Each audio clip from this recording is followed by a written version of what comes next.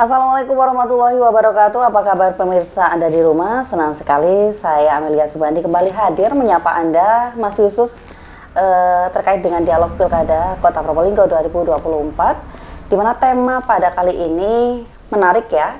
Kalau kemarin kita berbincang mengenai tahapan Pilkada, nah saat ini kami tepatnya mempunyai tema menarik, yaitu membedah peta kekuatan Cawali Kota Probolinggo. Nah, siapakah narasumber yang akan mendampingi saya selama kegiatan dialog nanti? Beliau adalah sekarang ini kesibukannya saya kurang tahu ya apa ya, tapi sebelumnya beliau ini menjabat sebagai Ketua KPU Kota Probolinggo. Kita sapa beliau terlebih dahulu. Assalamualaikum Pak Hudri. Waalaikumsalam warahmatullahi wabarakatuh. Saya manggil karena beliau sudah purna tugas jadi Ketua KPU, saya panggil abang aja, Bang Hudri. Boleh. Iya, Bang Hudri, gimana kabarnya? Alhamdulillah, baik, sehat. Baik. Aktivitasnya apa sekarang, Bang? Kembali ke setelan awal. Setelan awal, Ya, apa itu, Pak? setelan awal ini kan saya dulu ngajar ya, kembali ngajar. Cuma tambahannya sekarang mencoba untuk menciptakan suasana yang lebih baru dengan menulis. Kalau kemarin banyak bicara, nah sekarang banyak menulis, gitu jadi ya? Dituangkan ke dalam bentuk Ya, kalau tulisan. saya lihat memang wajahnya ini sudah mulai segar ya. Kalau kemarin kan kayaknya disibukkan, Agak ruwet gitu ya. iya, Ya. agak. Jadi melihat wajah beliau buat fresh itu rasanya kayak langka gitu. Nah, sekarang saya lihat udah segar. Pola tidurnya udah mulai teratur ya, Pak ya? Ya, Bang ya? Beban tanggung Beban jawab beratnya. teknisnya kan sudah selesai, sudah berpindah sudah ke orang selesai lain gitu. begitu. Oke, kembali sibuk menjadi akademisi lah ya, Bang ya. rencana begitu.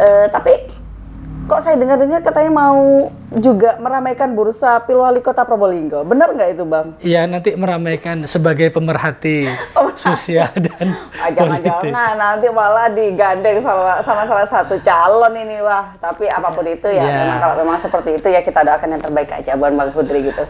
Amin, Ya. amin. Bang, kita mau bicara terkait dengan peta kekuatan Cawali ini di Kota Probolinggo. Nah, kita ketahui bersama kan ini bakal ada beberapa pasangan calon. Ya. Wali kota dan wakil wali kota yang akan terbentuk dan berkontestasi dalam Pilkada Kota Probolinggo 2024. Kemudian siapa saja mereka dan bagaimana pejuang masing-masing. Nah, ini nanti yang akan kita bedah bersama dengan Bang Hudri di sini. Sebelumnya, kita perlu tahu nih, Bang, kalau kita melihat kondisi perpolitikan di Kota Probolinggo saat ini nampaknya masih adem ayem ya. Kalau Bang Hudri sendiri melihat saat ini seperti apa?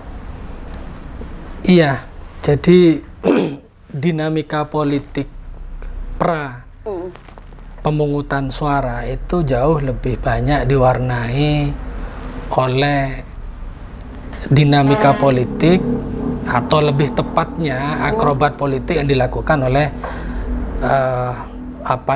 para politisi. Tetapi level di masyarakat yang paling bawah nanti akan lebih dinamis ketika sudah memasuki tahapan kampanye, di mana pasangan calonnya sudah ada. Nah, itu yang membedakan. Nah, kesibukan justru hari ini ya dilakukan oleh penyelenggara dengan melakukan coklit ya untuk calon pemilih dalam pilkada itu nanti.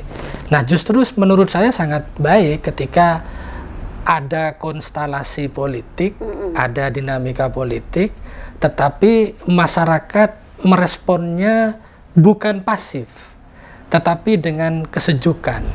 Ini seperti saat ini, ini sejuk berarti, sejuk. Ya, ini menandakan bahwa masyarakat kita sudah sangat dewasa dalam berdemokrasi, kan begitu. Tidak terpengaruh dengan manuver atau akrobat apapun yang dilakukan oleh para politisi, kan itu kan sekarang ini kan masih dalam tahap mencocok-cocokkan saja gitu ya, antara figur yang satu dengan yang lain untuk membangun chemistry dalam jangka waktu yang singkat ini sampai dengan tanggal 23 Agustus nanti pendaftaran. 27 ya, 27. Baik. Jadi Bang Hudri ini nampaknya kalau dari pernyataan tadi kan 2 kali ini menjabat sebagai komisioner KPU Kota Probolinggo. Berarti beliau masih mengamati ya, juga sekaligus mengamati politik yang ada di Kota Probolinggo saat ini gitu. Seperti yang Bang Hudri sampaikan tadi bahwasanya saat ini masih ada di fase sama-sama mencari atau mencari figur yang pas untuk berpasangan. Ya. Begitu, karena ya mencari dan menunggu. Mencari dan menunggu. Dan yang ditunggu? Ya, menunggu melihat situasi dan kondisi pasangan apa bakal calon A kemudian nanti akan berpasangan dengan siapa, sudah berpasangan kemudian nanti akan berbuat apa, kan semuanya sedang dalam posisi itu semua kan sekarang di daerah. Kalau Bang Putri lihat sendiri, apakah nanti ini Bang, Pilkada Kota Probolinggo ini akan menjadi medan kontestasi yang sengit Bang, bila mana nanti sudah melalui tahapan pendaftaran ya tentunya gitu. Iya. Ya, makna sengit ini kan ada dua perspektif. Perspektif pertama, perspektif calon. Kalau calon pasti dia akan berupaya untuk meyakinkan pemilih, ya, mendapatkan dukungan pemilih. Tetapi sengit dalam konteks pemilih, begitu juga dengan pemilih. Pemilih juga akan melihat seberapa potensial, seberapa prospektif dari calon yang ada. Tapi sifatnya lebih kepada objektivitas, ya, bagaimana calon itu nanti berkontestasi, bagaimana calon itu nanti menawarkan gagasan atau ide, adakah yang baru atau begitu-begitu saja. Kalau ada yang baru, apakah yang baru itu bisa meyakinkan pemilih atau masyarakat itu. Kalau lama, apakah yang lama ini juga bisa meyakinkan bahwa yang lama ini yang terbaik dan bisa berlanjut di masa yang akan datang. Kan dua perspektif itu. Jadi perspektifnya yang baru sama yang lama gitu. Iya, yang baru sama yang lama. Cluenya ya menarik sekali. Nah, kalau dari pertanyaan singkat nih Bang, kalau dari pengamatan Bang Putri sendiri, akan ada berapa pasangan nantinya dalam Pilkada Kota Probolinggo? Ya, idealnya mestinya, ya, ini perseorangan sudah tidak ada ya. Jadi mestinya ini kan maksimal ada 5, seandainya masing-masing partai politik yang ada di parlemen atau di DPRD itu memiliki 6 kursi, ya, minimal 6 kursi. Namun ini kan hanya ada 2 partai politik saja yang punya 6 kursi yang memenuhi syarat untuk mengusung calon tersendiri. Jadi Golkar bisa, kemudian PKB bisa, sementara yang lain ini butuh koalisi. Begitu. Nah, karena masih butuh koalisi, setidaknya kalau membaca dinamika yang ada, tentunya dan idealnya partai politik yang bisa mengusung sendiri tanpa harus berkoalisi ini punya calon. Kalau misalnya Golkar ada Mas Nanda atau siapa begitu ya. Sekarang ini kan enak saya Amil mau nyebut orang, nyebut partai kan bebas. Sudah bebas luas, ya. Sudah bebas. Kemudian PKB misalnya ada Habib nah gitu ya. Kemudian partai politik yang lain harus berkoalisi memunculkan siapa? PDIP dia dapat 5. Kan butuh 1 saja. Nah, partai apa satu itu? Misalnya konfigurasinya bisa dengan sesama partai nasionalis atau partai yang lain begitu. Kemudian ada Dr.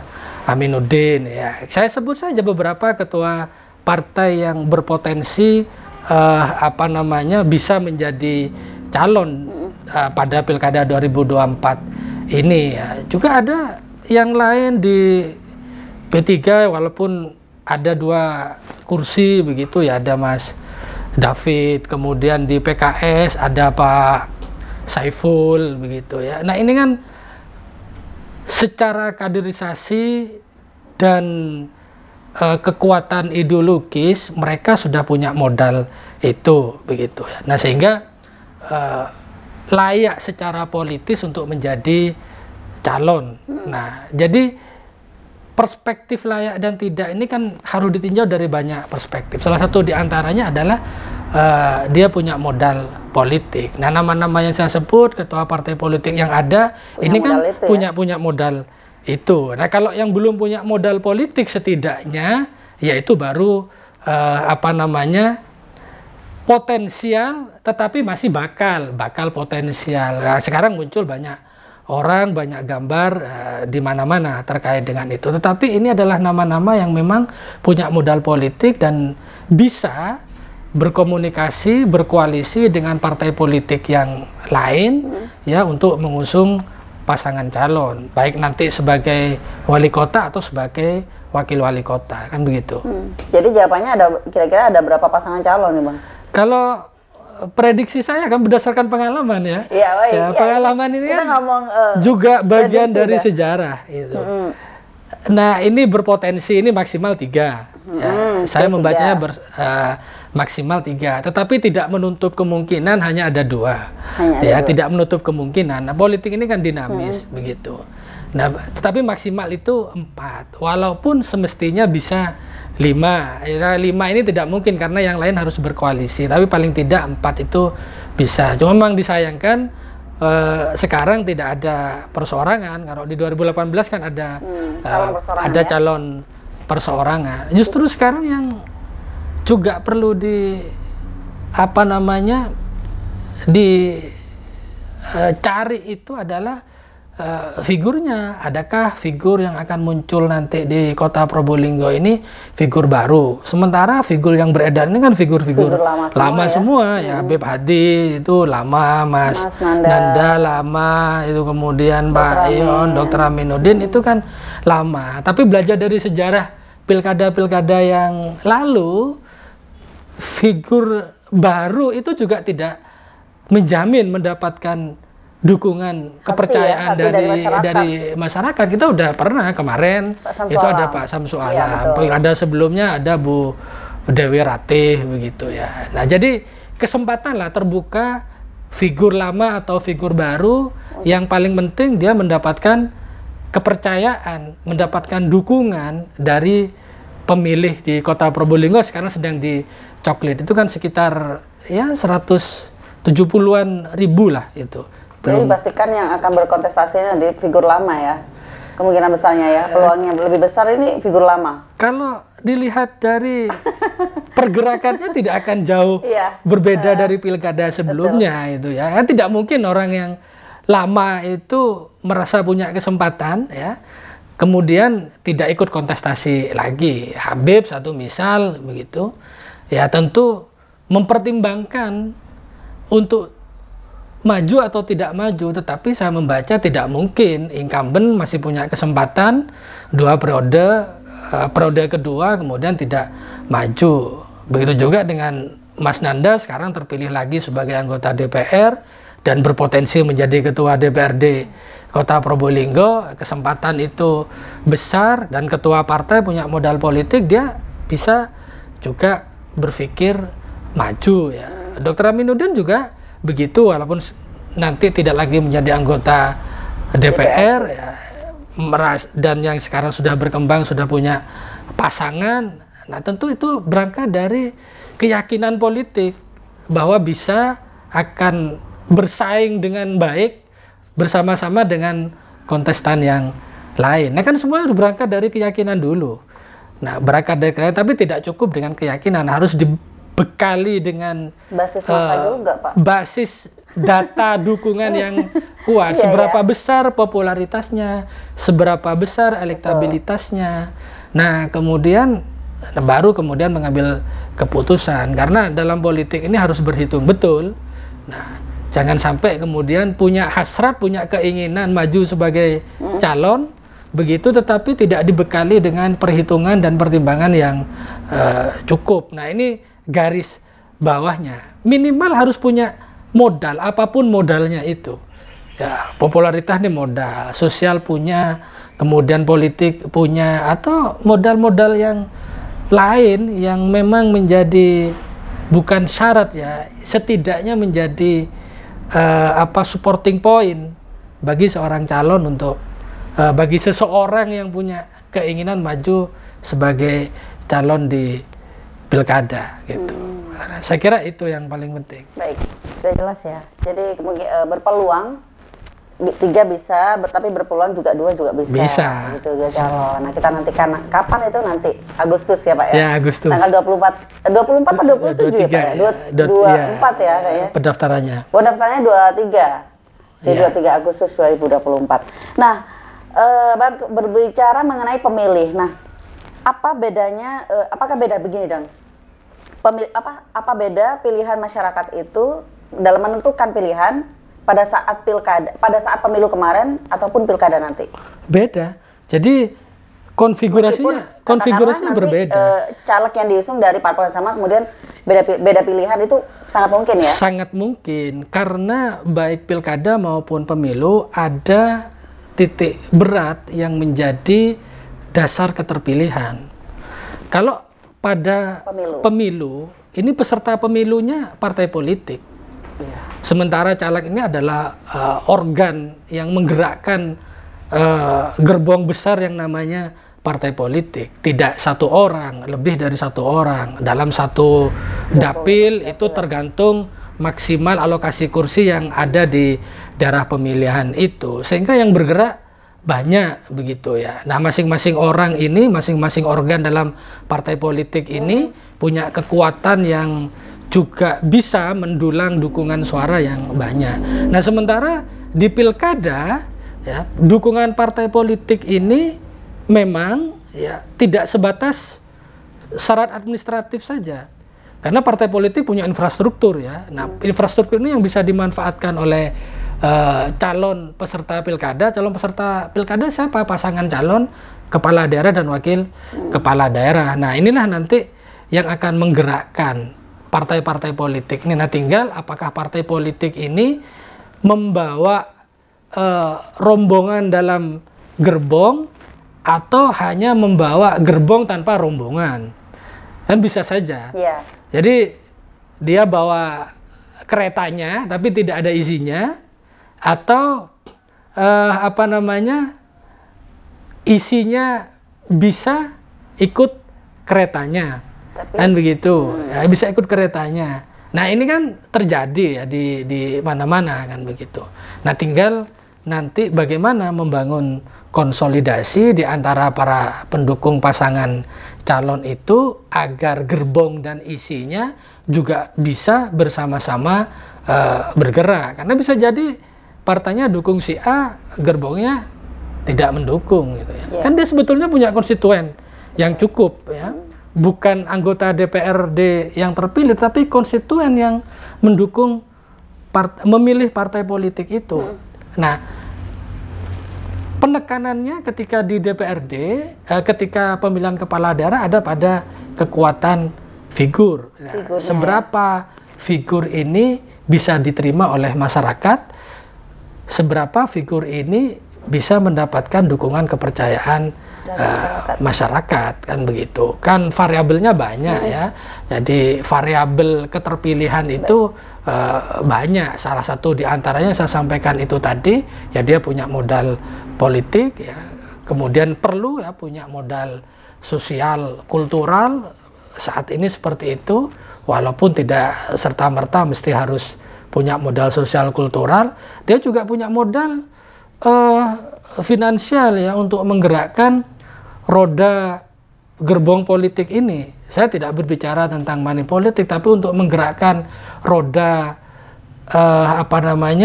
lokomotif dan gerbong politik ini kan butuh finansial yang tidak sedikit ya. Itu bagian dari operasional yang diperlukan untuk menggerakkan lokomotif dan gerbong politik yang dimiliki kan begitu. Ketika itu tidak jalan, ya akan menjadi kelemahan tersendiri itu. Ya, tetapi kembali nah masyarakat nanti ditawarkan atau ditawari dengan apa kan begitu. Ya. Nah, kalau masyarakat ini kan tinggal menilai saja itu. Nah, seberapa kuat figur ini dalam pilkada itu nanti. Nah, nama-nama yang sudah beredar, foto-fotonya sudah terpampang, begitu. Nah, tinggal melakukan pendekatan kepada masyarakat. Kira-kira figur-figur ini menawarkan apa dan bisa diterima oleh masyarakat itu. Kan itu saja sebetulnya. Jadi yang tahu pasti di sini adalah masyarakat ya, menginginkan figur seperti apa. Figur seperti apa. Jadi nantinya juga akan berpengaruh kepada beda pilihan juga pada saat pilkada pemilu kemarin dan pilkada nanti. Gitu. Kemarin pilih partai A, sekarang figurnya walaupun tidak didukung oleh partai A, dia milih bisa saja dipilih. Dipastikan beda untuk masyarakat menentukan pilihannya. Jadi modal perolehan suara dalam pemilu 2024 lalu sangat besar peluangnya berbeda dengan hasil pilkada 2024 nanti. Ya, paling tidak begini. Ya, paling tidak seberapa partai politik terutama diterima oleh masyarakat, terutama pemilih pada saat pemilu, ya, pada saat pemilu waktu itu. Nah, sehingga itu setidaknya menjadi dasar untuk melakukan mapping, ya. Jadi ya calon ini, oh ini partai ini, karena dia misalnya siapa mendapatkan, Mbak Amel misalnya mendapatkan dukungan partai A, partai A kemarin dapat dukungan basis terbanyak di mana. Nah, setidaknya itu menjadi dasar untuk melakukan pergerakan, walaupun tidak menjamin bahwa keterpilihan partai politik di basis tertentu itu kemudian milih Mbak Amel, tapi setidaknya itu bisa ditreatment, ya, bahwa ini ada calon.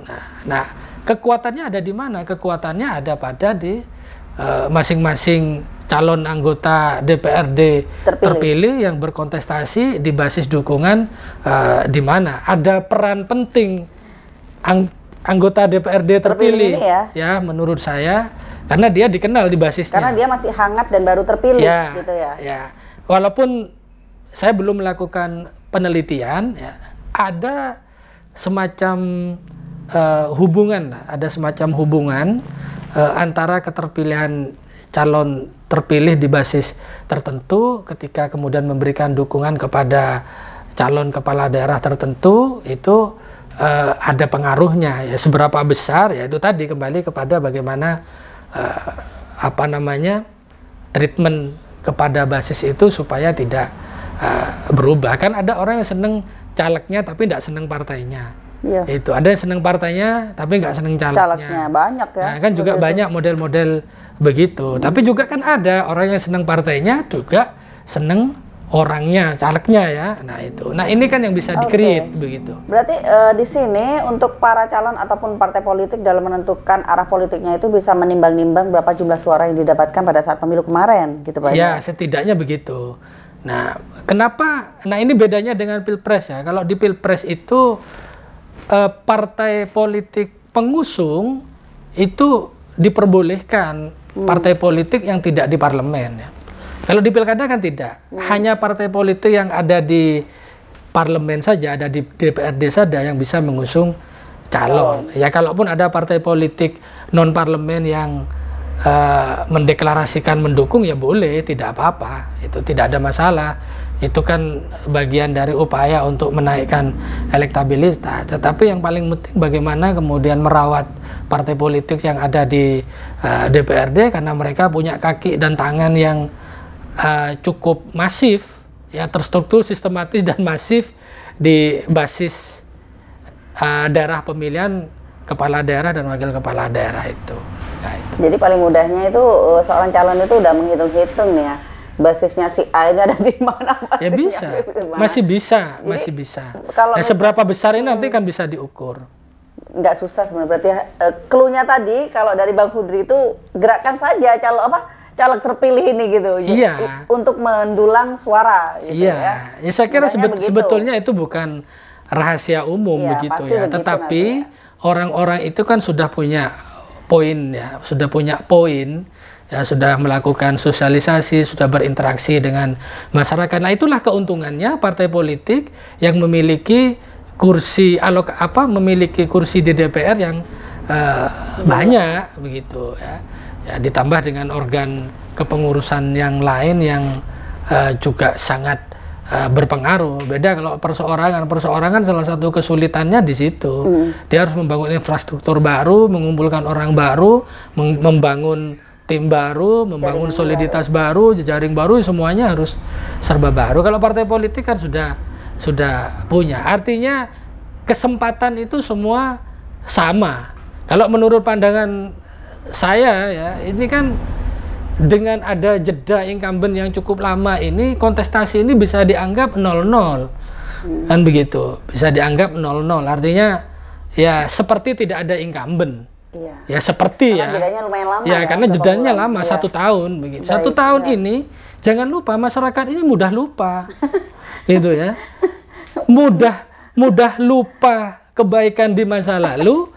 Kemudian mengingat kebaikan baru dan melupakan kebaikan yang lama. Nah, begitu. Itu di mana-mana seperti itu. Begitu juga sebaliknya, gitu ya. Jadi lupa dengan kesalahan di masa lalu, kemudian bisa mengingat kebaikan yang baru atau sebaliknya. Itu masyarakat kita. Setahun ini sangat lama, maka saya menganggap kontestasi ini bisa jadi ya 0-0 lah, begitu. Semuanya punya kesempatan yang sama gitu. Baik, Bang, sekarang kita bahas satu persatu pasangan yang atau mungkin figur-figur yang sudah muncul gitu di Kota Probolinggo ini. Ada ini kan yang sudah berpasangan ini Dr. Aminuddin bersama dengan Mbak Ina Bukhori. Diusung oleh Partai Gerindra dan Partai Nasdem dan didukung 9 parpol non-parlemen. Nah, bila merujuk hasil pemilu legislatif, koalisi besar ini punya modal 42.096 suara atau 28,67%. Nah, apakah koalisi besar ini berarti punya kans lebih besar juga untuk memenangkan Pilkada 2024? Kalau dari Bang Budi sendiri melihat ini. Ya, kalau bicara kans seperti saya sampaikan di awal, ya semua calon punya potensi atau kans yang sama, begitu ya. Kalau merujuk kepada objektivitas pemilih dalam menjatuhkan pilihannya. Tapi kalau bicara tentang kekuatan politik, dan itu dasarnya adalah jumlah pemilih pada waktu pemilu atau jumlah kursi pada waktu jumlah kursi yang akan duduk di DPRD, tentu konfigurasi kekuatan politik partai politik itu memberikan kans yang lebih besar. Tetapi kan ruang hampa di pemilih ini kan kita belum bisa memprediksi seberapa pemilih sudah memberikan respon sebagai preferensi terhadap figur-figur ini. Sifatnya saat ini bagi pemilih itu kan preferensi, ya, belum merupakan pilihan, baru preferensi pilihan. Jadi kemudian Dr. Aminuddin berpasangan dengan Mbak Ina, ini kan masyarakat masih punya preferensi. Mas Nanda dengan siapa, kemudian Habib Hadi dengan siapa, kemudian Pak Ion itu dengan siapa. Ini kan baru memunculkan preferensi-preferensi. Ya, butuh waktu dari preferensi ini kemudian menjadi pilihan. Ya, ini cukup panjang. Ya, harus dibagi di situ ya. Kalau dilihat dari jumlah partai politik, ya tentu masalahnya sekarang kalau belajar dari pengalaman ya, di waktu yang lampau ya, seperti di Banyuwangi satu misal, Bupati Ratna itu waktu itu tidak didukung oleh partai politik yang memiliki kursi di DPRD, tapi didukung oleh partai politik non-parlemen. Jadi, mungkin saja.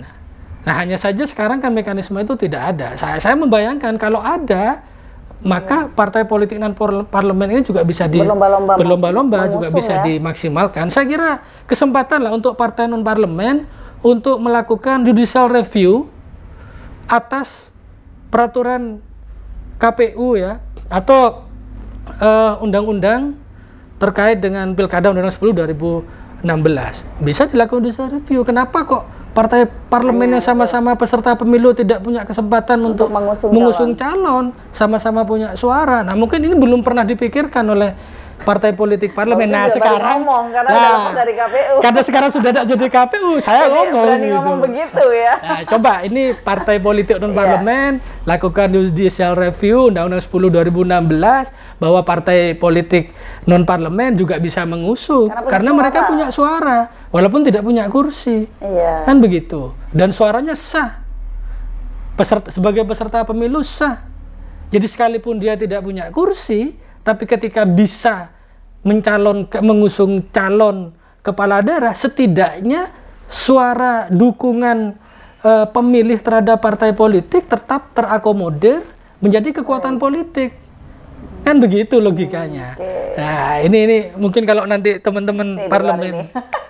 Ya, baik. Kan begitu. Bang, ini kan sosok Dr. Aminuddin ini kan berpasangan dengan Mbak Ina, yang notabene Mbak Ina ini adalah putri mantan wali kota 2 periode, bahkan 3 periode bersama dengan Bu Rukmini gitu. Nah, apakah keterlibatan Pak Buhori yang pernah menjabat 2 periode ini, pandangan Bang Hudri sendiri seperti apa? Apakah juga akan mempengaruhi elektabilitas dari sosok Mbak Ina sosok Mbak Ina sama Pak Amin ini, Dr. Amin? Iya, ini bicara Indonesia ya. Kalau bicara Indonesia itu dengan dengan stigma paternalistik itu, figur itu masih mendapatkan atensi dari masyarakat. Jadi figur-figur yang dianggap memiliki basis dukungan dan massa seperti kiai, begitu ya, tokoh, ormas dan lain sebagainya masih berpotensi bisa menggalang dukungan masyarakat. Tidak terkecuali Pak Buhori yang sudah cukup lama menanam ya di Kota Probolinggo. Ya, tentu tanaman ini kan bertumbuh. Ada yang tidak bertumbuh, ada yang bertumbuh. Nah, tentu 1, 2, 3 orang atau sekian orang masih punya ikatan empati kepada beliau. Masih nah, ada tinggal ya? Punya chemistry, tetapi seberapa besar dukungan orang-orang yang dulu memberikan dukungan politik kepada Pak Buhori kemudian bisa berpengaruh terhadap putrinya, begitu ya. Ya kalau secara nasional begitu pendukung Pak Jokowi ini bisa berpindah ke Gibran, begitu ya. Tetapi ini kan konteksnya berbeda. Nah, karena Pak Jokowi ini sedang menjabat, ya, kemudian Gibran juga sedang menjabat, ya.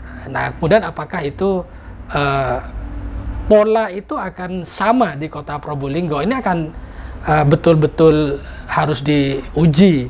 Ya, apakah itu akan menjadi kekuatan atau justru akan mendowngrade kekuatan Dr. Amin? Ya, Dr. Aminuddin ini kekuatannya mendowngrade oleh masuknya Ina.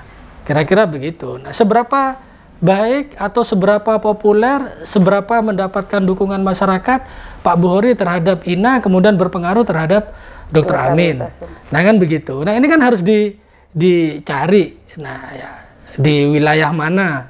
Nah, dalam kurun waktu kurang lebih 10 tahun ini, apakah Pak Buhori juga merawat konstituennya dengan baik sehingga chemistry-nya tetap terjaga dan kemudian dukungannya kemudian berdampak kepada Dr. Amin. Ini kan analisis-analisis seperti ini mestinya juga sudah dilakukan oleh tim tanknya para calon itu. Tapi menurut saya plus minus saja. Masyarakat kita, apalagi masyarakat kota, itu kan sudah sangat cerdas ya untuk memberikan penilaian kepada figur tertentu. Mau milih yang seperti apa?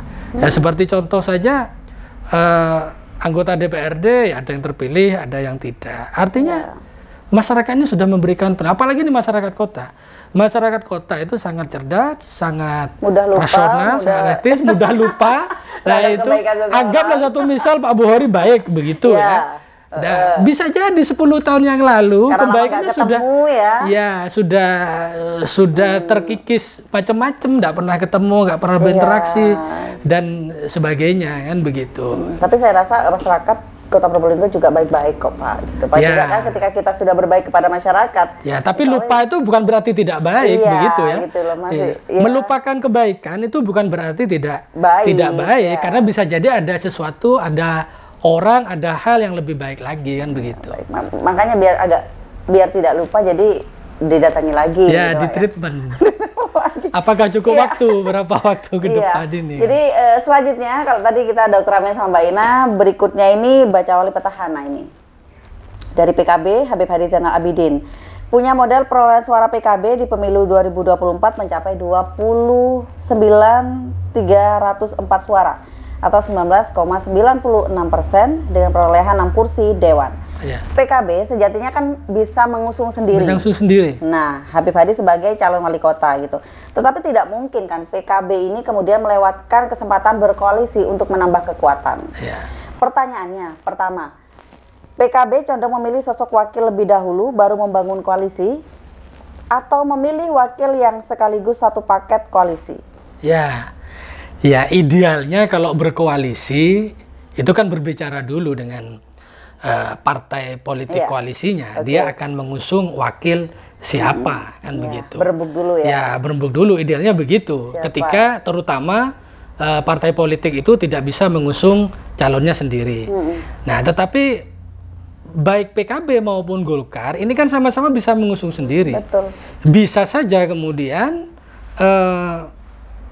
baik Golkar maupun PKB menawarkan kepada partai politik untuk berkoalisi dengan satu paket pasangan wali kota dan wakil wali kota. Nah, ini menangnya partai sudah bisa mengusung sendiri.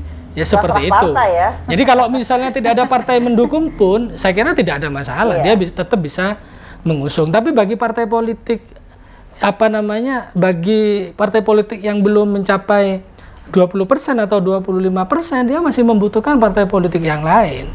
Artinya paketnya tidak serta-merta dia bisa paksakan dalam tanda kutip agar diterima oleh partai koalisi yang lain ya. Artinya ada variabel tertentu yang harus bisa dipakai untuk meyakinkan untuk menerima paket itu ya, seperti Dr. Aminuddin ya. Mungkin Nasdem sudah menerima ya komitmen dan konsekuensi yang harus dilakukan oleh Dr. Aminuddin, mau menerima Mbak Ina atau Mbak Ina dengan Dr. Aminuddin kan begitu kan ya. Tetapi kalau seperti misalnya Golkar dengan Mas Fernanda atau PKB dengan dengan Habib Hati, sekalipun misalnya tidak menggunakan keangkuhan politik dalam tanda kutip begitu ya, karena masing-masing punya modal politik yang sudah lebih dari cukup. Ya sudah, kalau kamu mau mendukung saya, ya tidak, ya tidak, kan begitu saja. Jadi lebih bebas untuk memilih calon wakil. Nah, baik Mas Fernanda maupun Habib Hati. Ya menangnya partai. Kalau dia punya jumlah kursi yang cukup ya, yang sudah sesuai gitu. Ya tapi di politik itu kepedean juga nggak boleh gitu ya. Kepedean juga nggak boleh, karena saya bisa gusung sendiri, saya tidak butuh partai lain itu. Tetap dibutuhkan karena ini begini, kalau kembali kepada prinsip pilihan. Prinsip pilihan itu one person, one vote, one value. Satu orang, satu nilai, satu suara. Ya, jadi satu suara bagi satu orang itu nilainya satu, ya. Dan setiap orang itu nilainya sama. Semakin banyak mengumpulkan suara-suara tiap person itu, maka kita akan punya banyak nilai. Ya, jadi nilainya semakin besar. Nah, politik itu juga harus menghitung itu, dan partai politik itu ya sekalipun tidak tidak punya kursi 20% atau suara sah 25%, tetap punya kekuatan. Artinya tidak ada yang kosong, termasuk partai politik non parlemen itu. Jadi pertanyaan selanjutnya ini, PKB ini lebih akan berkoalisi dengan partai seperti apa kalau menurut Bang Hudri? Ya, kalau menurut pendapat saya ya, jadi Habib ini sebetulnya punya poin plus yang berbeda ya dibandingkan dengan tingkat bakal calon yang lain. Masih punya ya, tinggi ya? Ya, informasi dari media begitu. Ya. Karena saya belum melakukan penelitian. Baik. Informasi dari media masih begitu. Beliau anggaplah incumbent walaupun jeda setahun, ya, punya modal politik, partai politiknya bisa mengusung sendiri. Beliau juga punya modal sosial gitu ya, punya modal sosial kultural yang basis massa juga ada. Basis massa ya, dari modal sosial kultural itu beliau punya modal punya modal sosial. Begitu juga dengan Mas Fernanda, 2 periode jadi anggota DPRD. Pertanyaan tadi, dengan partai apa kira-kira PKB nantinya akan berkoalisi, Bang? Seperti apa kalau menurut kacamata Bang Hudri? Kalau ikut skema nasional sebetulnya paling mungkin itu kan dengan PKS dan Nasdem. Paling mungkin. Iya, kalau bicara konstelasi nasional, Koalisi Indonesia Maju itu kan maunya meng-create koalisi di daerah itu sama dengan konteks nasional. Walaupun kemungkinan itu sulit oleh karena perolehan kursi dan suara sah di masing-masing daerah itu kan dalam koalisi presiden dan wakil presiden kemarin kan tidak sama. Iya. Tapi menurut saya kalau mau ditarik dalam isu nasional, kemudian menjadi skema nasional, idealnya, saya bicara ideal ya, idealnya ya PKB mempertahankan apa namanya suasana kompetisi nasional. Maka kenapa tadi saya sampaikan paling tidak berpotensi juga dua pasangan calon. Ya, karena dari sana. Kalau misalnya Nasdem dengan apa namanya dengan PKS misalnya bergabung dengan PKB. Kemudian Kim, Gerindra dan sebagainya entah bagaimana konfigurasi dan skemanya, kemudian kan bisa jadi dua. Iya. Kan begitu. Betul. Nah, maunya DPP kan kita nggak tahu. Iya. Itu. Karena saat ini masih DPD maunya begini, DPW maunya bagaimana, DPP maunya bagaimana. Begitu. Kalau DPP maunya sama dengan skema Pilpres, ya terus DPD mau apa? Gitu. Calon kepala daerah, bakal calonnya mau apa? Itu. Kan semuanya ada di DPP. Yeah. Pemegang kekuasaan Kendali tertinggi kuasa penuh ada di untuk DPP, menentukan siapa yang akan menjadi calon. Atau bisa saja kan, orang yang sudah beredar nama-nama ini ternyata tidak mendapatkan restu dari DPP kan? Bisa jadi. Itu kemungkinan. Jadi di politik ini kan tinggal olah-olah skema dan pola saja kan. Gitu. Baik. Ya, kalau kita tadi ke Habib, saat ini kita menyinggung atau berbicara mengenai sosok calon wali kota yang sebenarnya tidak asing juga gitu. Dari Golkar ini ada Mas Fernanda Zulkarnain. Nah, Partai Golkar menjadi pemenang pemilu 2024 di Kota Probolinggo dengan perolehan 30.928 suara atau 21,7% dengan modal 7 kursi dewan. Golkar saja itu. Golkar saja. Nah, Partai Golkar juga bisa sendirian mengusung Fernanda sebagai calon wali kota, tapi Golkar tentu tidak akan melewatkan kesempatan untuk berkoalisi dan menambah dukungan atau kekuatan dari partai politik tersebut. Pertanyaannya, pertama, Golkar condong memilih sosok wakil lebih dahulu, baru membangun koalisi, atau memilih wakil sekaligus satu paket dengan koalisi? Sama sebenarnya, Bang. Iya. Kalau lihat polanya agak beda ya, agak beda. Saya memandang karena Golkar ini punya warna politik tersendiri ya.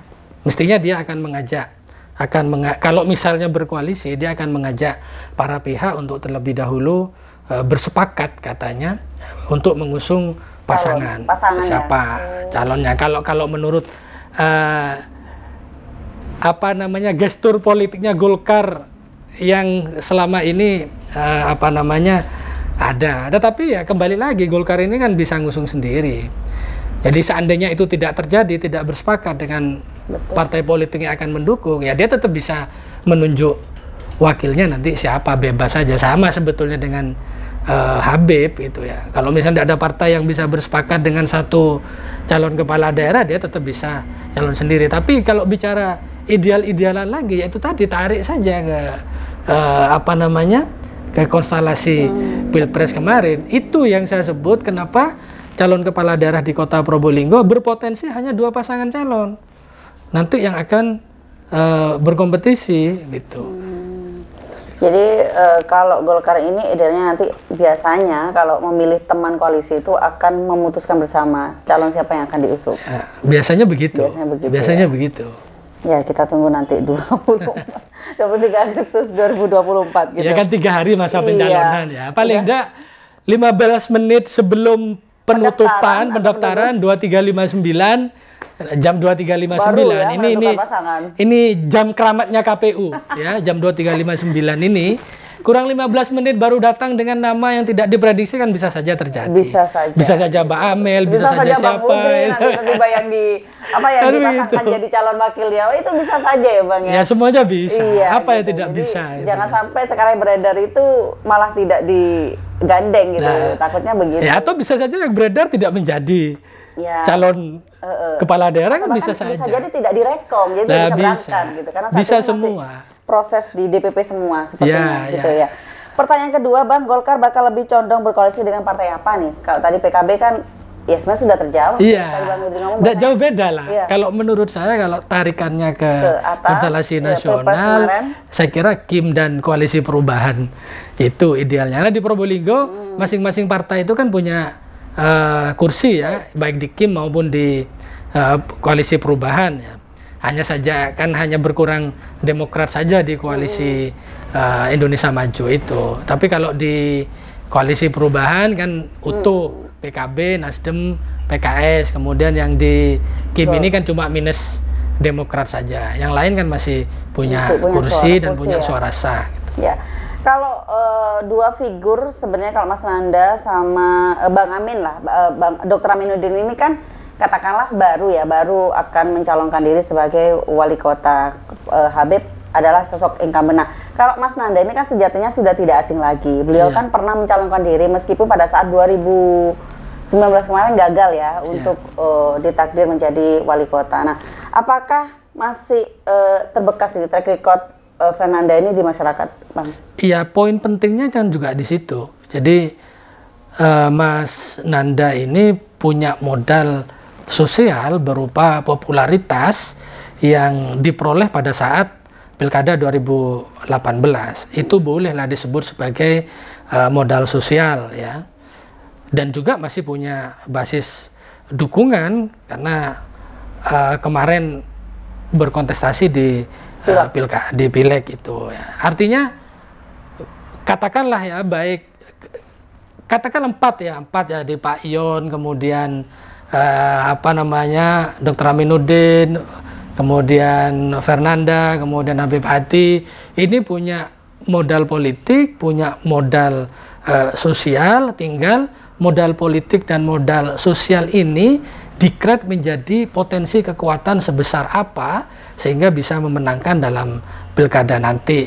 Kan itu saja yang paling penting yang perlu dilakukan begitu ya, melihat kondisi psikologi politik massa yang bisa berubah dalam waktu yang singkat, bisa melupakan sesuatu dengan cepat begitu dan lain sebagainya. Kan itu persoalan yang perlu dibaca, karena bisa jadi kemarin ini kan yang milih Habib belum tentu milih Habib lagi, yang milih Mas Nanda juga belum tentu, milih Pak Ion di DPR belum tentu milih, kan ini semuanya belum tentu. Nah, belum tentu ini kalau dalam politik itu artinya peluang itu bagi siapapun untuk melakukan treatment agar pemilih memberikan dukungan pilihannya kepada yang bersangkutan. Jadi belum tentu ini bukan bermakna pasti tidak, tapi bisa gitu ya, bisa di-create sedemikian rupa supaya dia memberikan dukungan pilihan nanti pada saat 27 November kan begitu. Baik. Pertanyaan terakhir nih, Bang. Kira-kira akan kemana sikap politik PDIP, P3 dan PKS dalam Pilkada 2024? Karena sampai saat ini tiga partai politik ini yang masih kayak adem ayem gitu, masih belum terlihat terbaca gitu peta politiknya. Ya, seperti pada umumnya partai politik yang tidak memiliki dukungan suara sah 25% atau alokasi kursi 6%, lebih banyak menunggu. Mereka didatangi sebagai gadis cantik, dia punya hak untuk menolak atau memilih nanti siapa yang melamar ya. Ya makanya nanti ini kesempatan bagi terutama dua partai politik yang bisa mengusung sendiri ini untuk bisa merebut hati begitu para petinggi partai politik ini di PKS, kemudian P3 ya. Berarti belum bisa ditentukan kemana arah politik tiga partai ini, PKS, PDIP, P3. Polanya belum terbentuk. Tapi kalau kita berkaca di pilkada sebelumnya, ya kalau pilkada sebelumnya kan tidak menjadi jaminan apakah yang bersangkutan kemudian akan mendukung calon kepala daerah yang sama, kan juga tidak. Setiap pemilu, setiap di pilpres ya, setiap pilkada itu kan selalu berubah ya, tidak ada yang paten ya, kecuali kalau nanti Indonesia sudah membangun sistem diatur dalam peraturan perundang-undangan yang ada, itu koalisi nasional kemudian wajib diikuti oleh pemilihan kepala daerah, pola dan skemanya sama, itu akan pasti sama. Tapi ini pasti tidak Jadi sama. gini, pemilu kan masih saja selesai gitu. Jadi Februari kemarin, jadi tidak lama kan kemudian kita akan dihadapkan dengan pilkada. Nah, kemudian bagaimana caranya agar partai politik ataupun calon ini nanti agar tetap shifting terhadap pilihnya, apa hak pilihnya nanti dalam pilkada gitu? Iya, kalau menurut pemahaman saya begini, partai politik ini kan sebetulnya dalam jangka waktu yang sangat lama itu sudah merawat konstituen. Iya. Ya, Beberapa kegiatan. ya, dengan beberapa kegiatan dilakukan oleh partai. Sejauh ini partai politik dengan anggota DPRD yang dimiliki itu melakukan reses itu kan di basis masa dukungannya. Hampir dilakukan hanya di basis masa dukungannya. Artinya di mana dia mendapatkan dukungan pilihan terbanyak pada saat pemilu kemarin. Nah, itu kemudian digarap dalam reses-reses dan pertemuan-pertemuan pendidikan politik yang dilakukan oleh partai politik. Nah, ini yang bisa dioptimalkan setidaknya. Ya, walaupun tidak baku ada rumus konstituen anggota DPRD kemudian memberikan dukungan kepada calon kepala daerah yang diusung oleh partai politiknya. Tetapi setidaknya ini bisa dilakukan membangun komunikasi dengan sebaik-baiknya dengan konstituen yang ada itu. Ya kan orang-orangnya sebetulnya para penggeraknya kan tidak jauh berbeda gitu ya. Para penggeraknya di lingkungan itu kan tidak jauh berbeda. Nah, walaupun kadang bisa berimbas atau tidak ya kepada pilkada. Kalau seperti Pilpres kemarin kan enak ya, karena bersama-sama pemilihan legislatif dengan pemilihan presiden, sehingga saling memberikan dampak ya, memberikan impact besar atau kecil. Tapi pilkada ini kan lepas ya, di waktu yang berbeda, kemudian bisa komposisi koalisinya juga bisa berbeda, apakah bisa menerima figur yang ditawarkan atau tidak. Tetapi upaya itu bisa dilakukan secara terstruktur begitu ya, karena memang partai punya struktur sampai ke tingkat kelurahan, kemudian secara sistematis dan masif di semua daerah pemilihan. Itu cukup. Tetapi perolehan suara partai ini kan nanti akan bisa terlihat. Nah, itu yang kemudian partai politik perlu melakukan mapping kekuatan, sejauh mana kekuatan yang ada di basis masa dukungan ini kemudian bisa didorong memberikan dukungan dalam pilkada. Ini tidak berubah dukungan begitu ya. Nah, kalau di pilkada 2018 itu kan pilkada dulu, baru pileg, baru kemudian pileg. Nah, sehingga ketika calon kepala daerahnya terpilih dari partai tertentu di beberapa tempat ya, kemudian berimbas kepada pemilihan legislatif gitu ya. Partai yang sebelumnya tidak terlalu banyak, tidak terlalu besar, kemudian memberikan pengaruh kepada partainya pada saat pemilihan legislatif. Nah, sekarang kan tidak, pemilihan legislatif dulu, baru kemudian pilkada. Tentu polanya berbeda. Ini yang saya kira nanti butuh pendalaman, Mbak. Jadi butuh pendalaman dan seperti apa kajiannya, ya tentu ada lah itu. Saya kira kerjaannya konsultan ya, itu yang untuk mengkaji itu ya, yang mengkaji. Jadi nanti kalau minta pendapat saya lebih dalam seperti apa, ya tentu saya sebagai konsultan nanti kan. Baik, terakhir Bang, karena ini kontennya kita berbicara pilkada Kota Probolinggo, berarti sebenarnya figur seperti apa sih yang diinginkan oleh masyarakat Kota Probolinggo ini dalam waktu 5 tahun mendatang? Ada pertanyaan mendasar, Mbak Amel.1 kita memilih kepala daerah dan wakil kepala daerah, kita memilih penguasa atau pelayan publik? Ya, dua-duanya. Kalau kita memilih penguasa, harus milih berarti ya? Ya harus milih. Ya. Kalau kita memilih penguasa, maka tidak banyak kesempatan bagi masyarakat, ya, bagi publik untuk terlibat dalam pembangunan partisipatif. Kenapa? Karena semua bergantung kepada personality figur.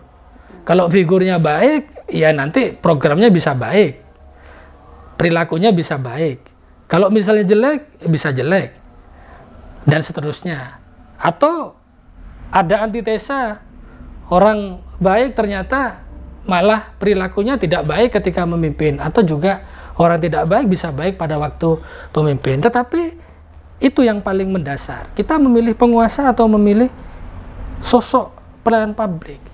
Kalau kita memilih sosok pelayan publik, maka kita akan memilih orang yang bisa bersama-sama membangun masyarakat, membangun kota Probolinggo.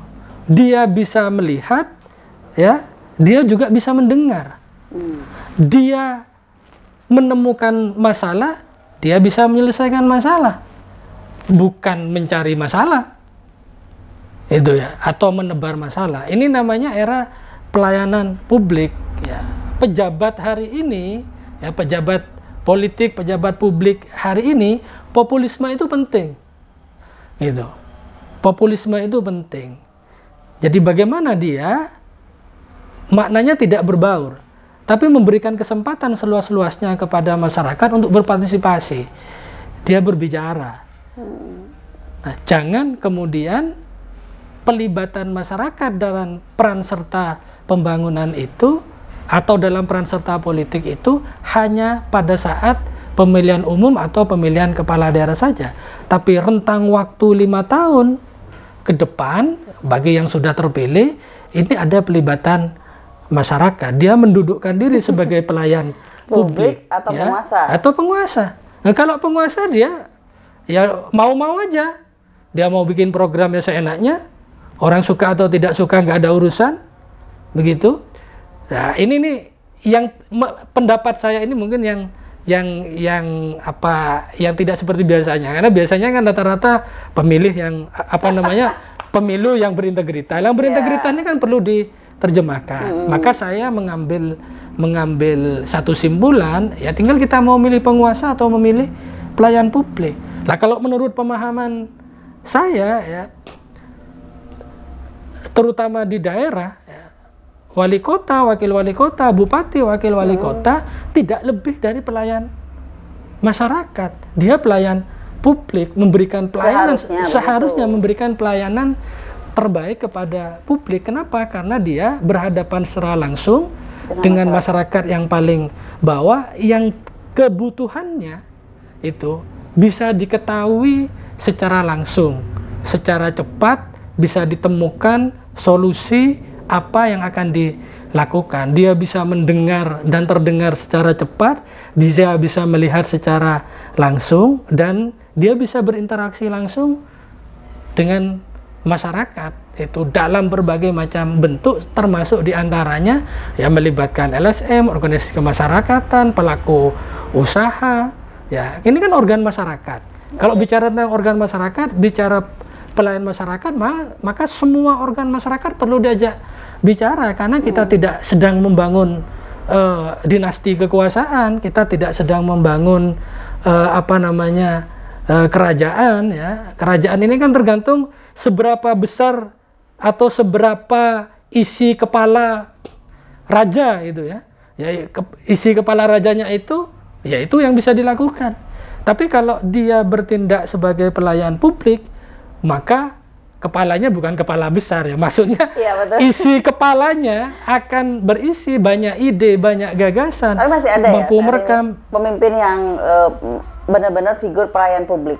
Ada. Tinggal nanti kan di Pilkada 2024 ini, ya, nah, masyarakat mau milih penguasa atau mau memilih sosok figur pelayan publik. Nah, baik. Itu aja. Gitu. Ya, Bang, ada yang mau disampaikan kepada masyarakat umum di luar sana, Bang, khususnya mungkin masyarakat Kota Probolinggo? Iya, jadi agar masyarakat Kota Probolinggo tentunya tetap rukun, kondusif, siapapun pilihannya nanti pada saat pemilu pilkada yang akan datang, ya bisa dievaluasi, ya, dan pengadilan rakyat itu adalah pemilu. maka kesempatan bagi rakyat untuk mengadili dalam tanda kutip para pemimpinnya, para wakil rakyat pada saat pemilu, dia akan dipilih atau tidak dipilih. Nah, sehingga dia nanti pada saat dipilih, kalau misalnya dipilih dia ya akan memperbaiki, kalau misalnya tidak terpilih, ya itu berarti keputusan adil yang dilakukan oleh rakyat kepada para pemimpin yang diberi amanah pada periode sebelumnya. Maka dari itu pilihlah secara rasional, secara cerdas, figur yang menggambarkan pelayan publik. Ya, jadi saya lebih cenderung ke pelayan publik yang menggambarkan pelayan publik daripada yang mendekati sebagai penguasa. Saya kira itu. Baik, Bang Hudri, terima kasih atas waktunya ya. Sehat selalu buat Bang Hudri. Amin. Tetap nanti selalu diberikan kemudahan dalam segala aktivitasnya. Amin, Begitu. amin. Nanti kalau kita mau undang lagi nanti nggak masalah kan Bang? Nanti konteksnya juga beda lagi. Ya beda kan sekarang pejabat politik ya, kan. Baik. Bicara apa kan ya bebas saja. Ya, gitu. baik. Terima kasih. Ya tinggal Bang topiknya Hudri. apa. Ya, gitu. terima kasih Bang atas waktunya. Sama-sama. Ya pemirsa, itu tadi dialog pilkada kita bersama dengan Bapak Dr. Ahmad Hudri atau Bang Hudri. Dan semoga apa yang kita diskusikan pada kali ini adalah pesannya adalah jadilah pemilih yang cerdas seperti yang disampaikan Pak Hudri tadi, bahwasanya kita ini dalam waktu 5 tahun ke depan nantinya akan memilih sosok pemimpin yang baik untuk Kota Probolinggo. Yang baik seperti apa tentunya masyarakat yang lebih tahu. Nah, akhir kata saya Amelia Subandi mewakili kerabat yang bertugas mengucapkan terima kasih. Wassalamualaikum dan sampai jumpa.